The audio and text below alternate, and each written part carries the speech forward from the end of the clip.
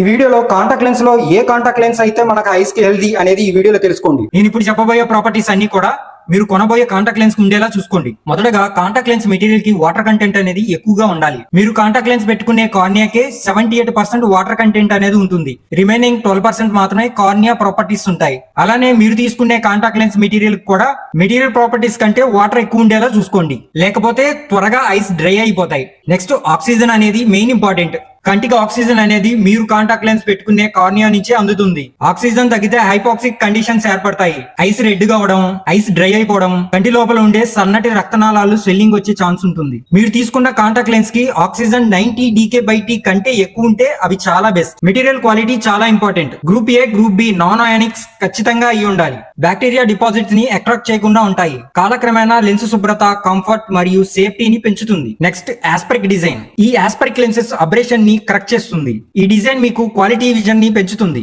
Bosch and Lomb, Alcon, Johnson and Johnson, Cooper Vision ఇవన్నీ research based brands. Compromise అవ్వద్దు. మా store కు వచ్చి మీ డైలీ యాక్టివిటీస్, కాంటాక్ట్ లెన్స్ తీసుకోవడానికి పర్పస్ ఏమిటో చెప్పండి.